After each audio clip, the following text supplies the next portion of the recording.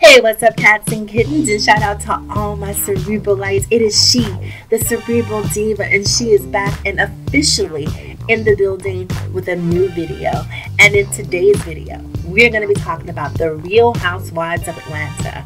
In particular, we're going to be discussing Eva Pickford, yes, Eva the diva of top model fame, and the fallout that ensued from a recent confessional on the show, The Real Housewives of Atlanta, that has people feeling a certain way. Yeah, we're going to talk about that. In addition to Eva, we're also going to talk about crooner John Legend, who has been voted People's Sexiest Man Alive. And by people, I mean the magazine and not the actual people. So we're going to talk about Eva, we're going to talk about John Legend. Let's dive right in and let's start unpacking this. I know you have things to do, I have things to do. I don't want to take up too much of your time, and I damn sure don't want to give you too much of mine. So let's talk about this. So Eva. And before we talk about this, let me give you a little backstory. I'm going to try to make a very, very quick and curt backstory. So Eva, who is at odds with returning castmate Kenya Moore, Kenya was having a quote-unquote sip and see for her daughter, beautiful. We can call her beautiful because she's absolutely as beautiful. The beautiful baby Brooklyn. So Kenya had a sip and see for the who's who of Atlanta to come out to meet and greet the new love child that both Kenya and Mark Daly created, and she invited everyone along with their children, all of her castmates along with their children. Eva showed up. However, Eva opted to not bring her children. Eva thought it was best to maybe have her kids sit this one out based on the fact that she felt she didn't have a pre-established relationship with Kenya and she didn't quite know what to expect, being that there was no rapport. She wanted to sort of go in and take Kenya's temperature before she introduced her children into the equation. I don't necessarily think that there's anything wrong with that. Here's where I think Eva made a fatal mistake. She let her inner thoughts become her outer thoughts and shared this decision to not bring her children with Portia. And what do you think happened next? Yep, you guessed it. Portia runs back as the bone collector and tells Kenya exactly what Eva said. So Kenya, who is obviously hypersensitive, I mean, the slightest thing can set this woman off. So Kenya was none too happy to hear that Eva was opting to not bring her children to the event because of Kenya's perceived temperament or unpredictable nature. So that sort of put the two of them at odds. So when it gets back to Eva, that Kenya is offended by her opting not to bring her children. Eva in the confessional refers to Kenya and Portia, as nappy-headed. You hear that silence? That's what people are upset about. I personally was not offended. A, because Eva is black, whether she is a black person of their complexion, of dark complexion, what have you. She is a black woman. She used the term nappy, which is a term that is often used in the black community. I grew up hearing it. I'm sure if you're black, you probably grew up hearing it. I'm just personally not offended by it. The problem, I think, is that Eva is suffering from the Evelyn Lozada effect.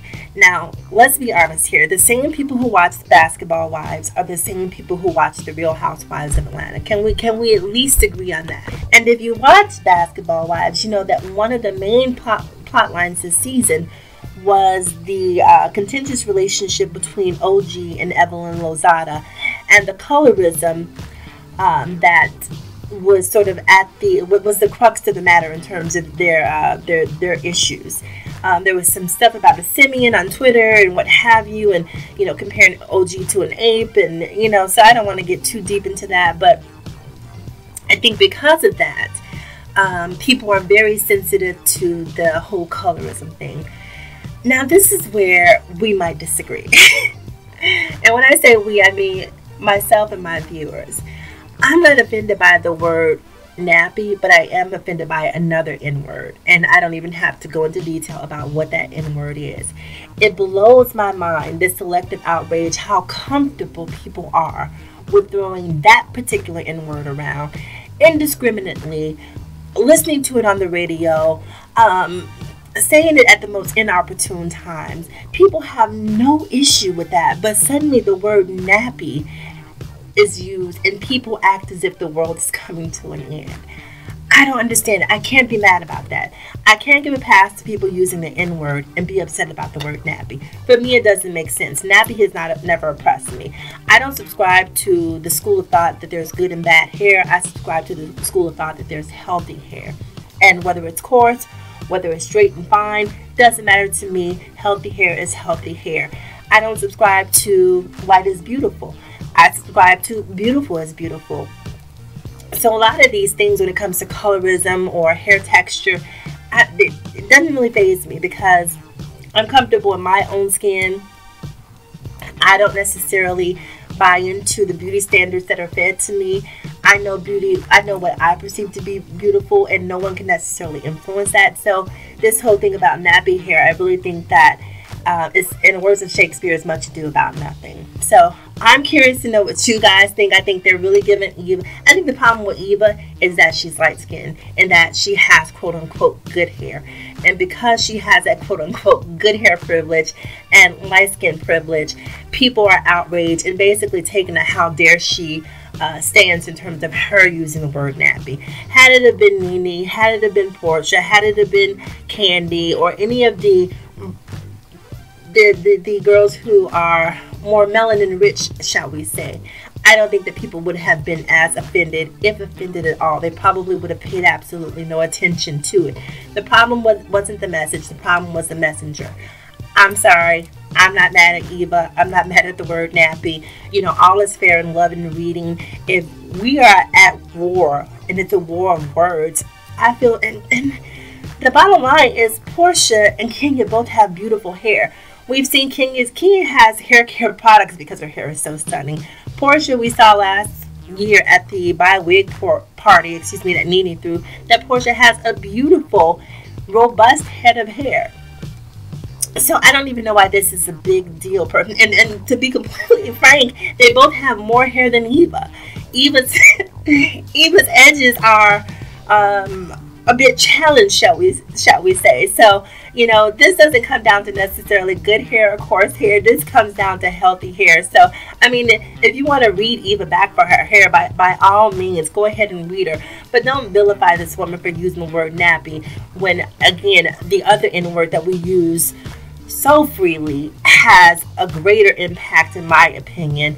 And the word nappy is just not that big of a deal as far as I'm concerned. Now, having said that, let's move on to John Legend being voted People's Sexiest Man Alive. Oh my gosh. When I saw this story, I was like, say what? He was voted People's what? No. John Legend? And everyone was just completely, you know, thrown for a loop by John Legend being voted People's Sexiest Man Alive. Let me say this. John Legend isn't necessarily my type, but I think that John Legend should be my type. I think that John Legend represents a different kind of sexy, right? Because a lot of us associate sexy with edgy and sort of that bad boy type, the guy you can't take home to mama. And maybe that's why a lot of us have unsuccessful relationships, because we don't see good men like John Legend as being sexy. And the men who are not going to do anything good by us are the men that we lust for.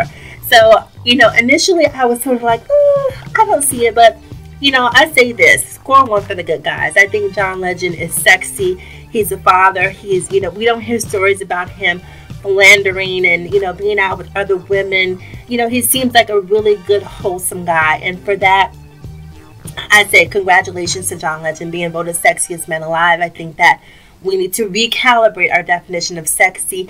Sexy isn't always, you know, hyper masculine. Not saying that John Legend isn't masculine, but you get where I'm going.